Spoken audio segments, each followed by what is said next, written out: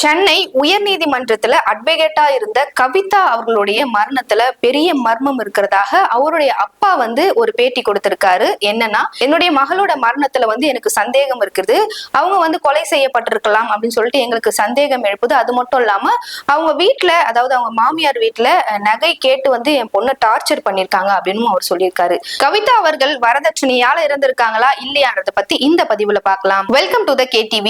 நீங்க பாத்துட்டு இருக்கிறது MO ஷோ வித் சோபனா.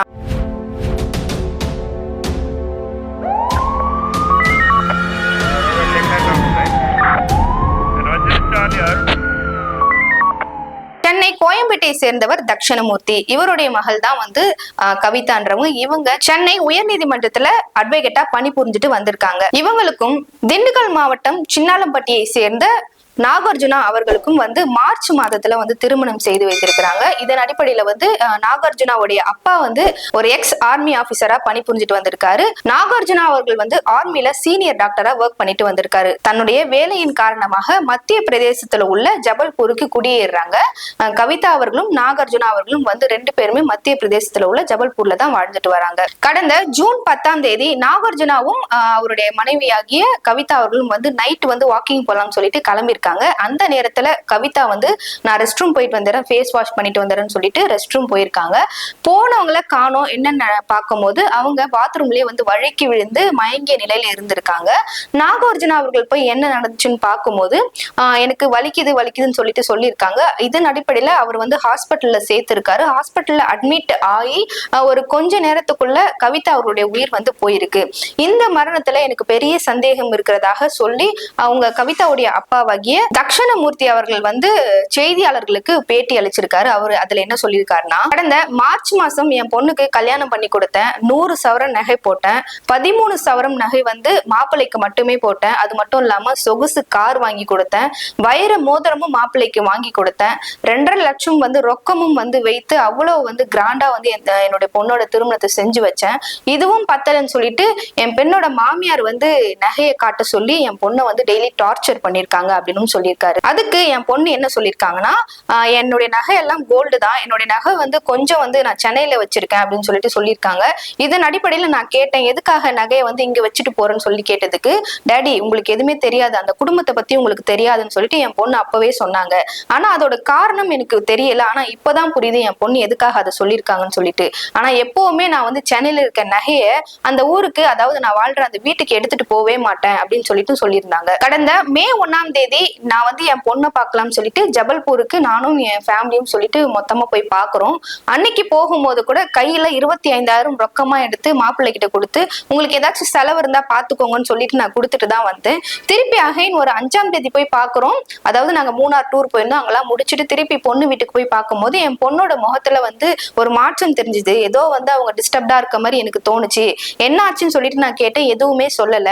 நாங்க தனிமையா பேசலாம்னு சொல்லிட்டு ட்ரை பண்ணும்போது மாப்பிள்ளை வீட்டு சைட்ல இருந்து காஃபி ரெடி ஆயிடுச்சு வாங்கன்னு சொல்லிட்டு எங்களை டிஸ்டர்ப் பண்ண மாதிரி எங்களுக்கு தோணுச்சு. அதுக்கப்புறமாவும் நான் தனியா போய் கேட்கறேன், எதனா பிரச்சனை இருந்தா சொல்லிடுமான்னு சொல்லிட்டு கேட்கும் போது என் பொண்ணு எனக்கு எந்த ஒரு பிரச்சனையும் இல்லை டேடி, எதா இருந்தாலும் நான் பாத்துக்கிறேன் அப்படின்னு சொன்னாங்க. ஆனா அது நடந்து ஒரு 5 நாளுக்குள்ள என்னுடைய பொண்ணோட உயிரே போயிருக்கு. இதுதான் சந்தேகத்தை இன்னும் அதிகமாக்கி இருக்கு அப்படின்னு சொல்லிட்டு அவர் சொல்லியிருக்காரு. சம்பவம் நடந்த அன்னைக்கு 9:15 என் பொண்ணு பாத்ரூம்ல மயங்கி விழுந்ததாக மாப்பிள்ளை சொன்னாரு. ஆனா ஹாஸ்பிட்டலுக்கு கூட்டிட்டு போன நேரம் 10:15. 1 மணி நேரம் என்ன ஆச்சுன்னு சொல்லிட்டு நான் மாப்பிள்ளை கிட்ட கேட்கும் போது அதுக்கு பதிலே அவர் கையில இருந்து எதுவுமே வரவே இல்லை. அவரும் அஸ் அ டாக்டர், நீங்க ஏதாச்சும் முதலுதவி செய்திருக்கலாமே என் பொண்ணுக்குன்னு சொல்லிட்டு நான் கேட்கும் போது அவங்க வலிக்குதுன்னு மட்டும் தான் சொன்னாங்க. ஆனா எங்க வலிக்குதுன்னு சொல்லல அப்படின்னு சொல்லிட்டு சொல்றாங்கன்னு சொன்னாரு. இது ஒரு மெத்தனமான பதிலா தான் எனக்கு இருந்துச்சு. அது மட்டும் இல்லாம அவர் பக்கத்து வீடாகிய மேஜர் ஆகிய மகேஷ்ன்னு சொல்லிட்டு ஒருத்தர் பாத்துருக்காரு என் பொண்ணை. அவர் பார்க்கும்போது என் பொண்ணு மயங்கிய நிலையில பாத்ரூம்ல இருந்திருக்காங்க. அவங்க மூச்சு பேச்சு இல்லாம தான் இருந்திருக்காங்க அப்படின்னு சொல்லியிருக்காரு. இந்த நிகழ்வுலாம் எனக்கு அவங்க மாமனார் சொல்லிதான் தெரியும், அதாவது என்னுடைய பொண்ணோட மாமனார் சொல்லிதான் தெரியும் எனக்கு அப்படின்னு சொல்லியிருக்காரு. அதாவது 12:30 மணி அளவுல நாகார்ஜுனாவுடைய அப்பா எனக்கு கால் பண்ணி சொல்றாரு, உங்க பொண்ணு கவிதாக்கு கார்டியாக் அரெஸ்ட் ஆகி அவங்களுக்கு மூளைக்கு போற நரம்பு வெடிச்சு அவங்க இப்ப ரொம்ப சீரியஸ் கண்டிஷன்ல இருக்காங்கன்னு சொல்லிட்டு ஒரு 12:30 மணி அளவுல நைட் எனக்கு இன்ஃபார்ம் பண்றாங்க. உடனே நானும் அவங்களும் சேர்ந்து ஃபிளைட் பிடிச்சி போறோம் அந்த ஊருக்கு. போய் பார்க்கும்போது ஹாஸ்பிட்டல்ல போய் நாங்க பாக்குறோம், என் பொண்ணு மூச்சு பேச்சு இல்லாம இருக்காங்க. சரி நேரா போயிட்டு நாகார்ஜுனா என்ன பண்றாருன்னு சொல்லிட்டு அவர்கிட்ட பார்க்கும்போது அவரு கெஸ்ட் ஹவுஸ்ல படுத்துட்டு இருக்காரு. அவர்கிட்ட போயிட்டு என்ன ஆச்சு கவிதாக்குன்னு சொல்லிட்டு கேட்கும் போது நான் நல்லா தான் இருக்கேன் அங்கிள், கவிதாக்கு தான் இந்த மாதிரி ஆயிடுச்சுன்னு சொன்னாரு. நான் கேட்டேன் என்ன ஆச்சுன்னு சொல்லிட்டு கேட்கும் போது இல்ல மறுபடியும் அவரு சொன்னது கவிதாக்கு தான் இந்த மாதிரி ஆயிடுச்சு அங்கிள்னு சொல்லிட்டு ஒரு தயக்கமா பேசினாரு. அப்பவே எங்களுக்கு புரிஞ்சிருச்சு என் பொண்ணு வந்து உயிரோடு இல்லை, ஏதோ என் பொண்ணுக்கு ஆயிருக்குன்னு சொல்லிட்டு அவசரமா போஸ்ட்மார்ட்டம் பண்ணி அவசரமா எல்லா ஃபார்மாலிட்டிஸும் ஹாஸ்பிட்டல்ல முடிச்சுட்டு அங்கிள் உங்க சொந்த ஊருக்கே வந்து உங்க பொண்ணை எடுத்துட்டு போயிடலாம், உங்க சடங்கு எதுவோ அதன்படி வந்து கவிதாவை எரிக்கிறதோ என்ன பண்றதோ நீங்க பண்ணிக்கோங்க அப்படின்னு சொல்லிட்டு சொன்னாரு. நான் சொன்னேன் உங்களுடைய முறை எதுவோ அதை மாதிரி நீங்க பண்ணுங்க, ஏன்னா வந்து பொண்ணு உங்க வீட்டுலதான் வாழ்ந்துருக்கான்னு சொல்லும் போது இல்ல வேணாம், நீங்க பெத்து வளர்த்திருக்கீங்க, உங்களுடைய லாஸ்ட் விருப்பம் என்னவோ அதன்படி நீங்க பண்ணுங்கன்னு சொல்லிட்டு அவசரமா எங்க சொந்த ஊருக்கு வந்து என் பொண்ணை எடுத்துட்டு போயிட்டு அங்க இருக்க எல்லா சடங்கும் நாங்க செய்து என் பொண்ணோட உடம்ப தகனம் பண்ணிட்டோம். 2-3 நாளா வந்து அவங்க எங்க வீட்டுல தான் இருந்தாங்க. ஆனா அவங்க முகத்துல வந்து எந்த ஒரு ஃபீலிங்ஸும் தெரியவே இல்லை. என் பொண்ணு இறந்துட்டா அப்படின்னு சொல்லிட்டு எங்களுக்கு மட்டும் தான் அந்த இழப்பு இருந்ததே தவிர தான் மனைவி இறந்துட்டாங்கன்னு சொல்லிட்டு நாகார்ஜுனா முகத்திலையும் எந்த ஒரு சோகத்தையும் பார்க்க முடியல, அவங்க மாமனார் முகத்திலையும் அவங்க மாமியார் முகத்திலையும் எந்த ஒரு இழப்பும் தெரியவே இல்லை. இதுதான் எங்களுக்கு சந்தேகத்தை இன்னும் அதிகமா ஏற்படுத்துச்சு. என் பொண்ணோட டெத்துக்கு வந்தவங்க எல்லாம் சொல்றாங்க இந்த மரணத்துல ஏதோ ஒரு சந்தேகம் இருக்கு, இவ்வளவு சீக்கிரத்துல இறக்கக்கூடியது உங்க பொண்ணு கிடையவே கிடையாது, என்னன்னு சொல்லிட்டு நீங்க பாருங்கன்னு சொன்னாங்க. அப்பதான் எனக்கு ஞாபகம் வந்தது என் பொண்ணுக்கு கார்டியாக் அரெஸ்ட் வந்துதான் இறந்தாங்கன்னு சொல்லியிருக்காங்க. ஆனா திருமணத்துக்கு முன்னாடி இங்க இருக்க ராஜீவ்காந்தி ஹாஸ்பிட்டல்ல செக் பண்ணி பார்க்கும்போது ஃபுல் பாடி செக்அப்ல என் பொண்ணுக்கு உடல் ரீதியா எந்த ஒரு பிரச்சனையும் கிடையாது, ஹார்ட்லயும் மூளையிலும் எந்த ஒரு பாதிப்பும் இல்லைன்னு சொல்லிட்டு ரிப்போர்ட்டே எங்க கிட்ட இருக்கு. இன்னும் எனக்கு வந்து சந்தேகத்தை அதிகமாக்கி இருக்கு. இது கண்டிப்பா என் பொண்ணு இறந்ததுக்கு வரதட்சணை கொடுமை தான் ஒரு பெரிய ரீசனா இருக்கும் அப்படின்னு சொல்லிட்டு நான் நினைக்கிறேன். அது மட்டும் இல்லாம என் பொண்ணு தலையில முன்பக்கமாவும் பின்பக்கமாவும் பெரிய காயங்கள் வந்து இருந்திருக்கு, ரத்த கசிவும் ஏற்பட்டிருக்கு. இதெல்லாம் அந்த மிலிட்டரி ஹாஸ்பிட்டல்ல வந்து எதுவுமே வந்து அவங்க ஃபைல் பண்ணவே இல்லை. ஆனா போஸ்ட்மார்ட்டம் ரிப்போர்ட்ல வந்து வந்திருக்கு என் பொண்ணுக்கு வந்து இந்த மாதிரி முன்காயம் பின்காயம் வந்து தலையில அடிபட்டு இருக்கிறதாக வந்து போஸ்ட்மார்ட்டம் ரிப்போர்ட்ல இருக்கு. இதுல கொடுமையான விஷயம் என்னன்னா என் பொண்ணுக்கு திருமணமாகி 3 மாசம் தான் ஆகுது. என் பொண்ணு இன்னும் கன்னித்தன்மையை இழக்காம, அதாவது வெர்ஜினிட்டியை இழக்காம அப்படியேதான் இருந்திருக்காங்க.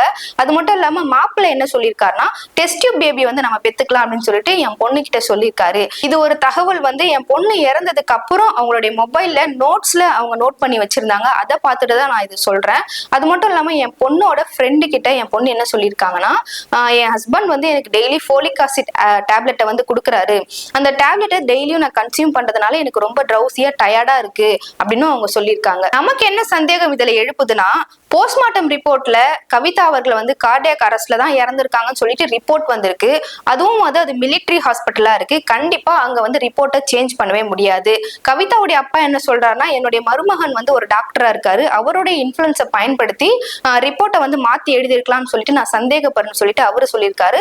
ஆனா கண்டிப்பா கவர்மெண்ட் ஹாஸ்பிட்டல்ல இந்த மாதிரி ரிப்போர்ட்டை சேஞ்ச் பண்ணி எழுதவே முடியாது. அவங்க உண்மையிலே கார்டியாக் அரெஸ்ட்ல தான் இறந்திருப்பாங்க நமக்கு தோணுது. கவிதாவுடைய அப்பாவாகிய தக்ஷணமூர்த்தி அவர்கள் வந்து கோயம்பேடு காவல் நிலையத்துல போயிட்டு கம்ப்ளைண்ட் ரைஸ் பண்ணியிருக்காரு. இந்த மாதிரி என் பொண்ணுடைய மரணத்துல வந்து எங்களுக்கு சந்தேகம் இருக்குன்னு சொல்லிட்டு இந்த கேஸை வந்து அந்த பகுதியை சேர்ந்த போலீசார் எடுக்கவே இல்லை. எதுக்காக எடுத்திருக்க மாட்டாங்கன்னா இந்த சம்பவம் நடந்தது வந்து ஜபல்பூர் பகுதியில தான் இந்த சம்பவம் வந்து நடந்திருக்கு. சோ அந்த சைட்ல உள்ள போலீஸ் இந்த கம்ப்ளைண்ட் எஃப்ஐஆர் பண்ணிருப்பாங்களா ஃபைல் பண்ணிருப்பாங்களான்றது நமக்கு இன்னும் தகவல் வெளியாக இல்லை. அதனாலதான் கோயம்பேடு போலீசார் வந்து இந்த சம்பவத்துல தலையிடாம இருக்கிறத நம்ம பாக்குறோம். நமக்கு கிடைத்திருக்கிற தகவல் எல்லாமே கவிதாவோட அப்பாவாகிய தக்ஷணமூர்த்தி அவர் வாயிலிருந்து வந்த தகவல் மட்டும்தான் இப்ப நான் உங்ககிட்ட ஷேர் பண்ணிருக்கேன்.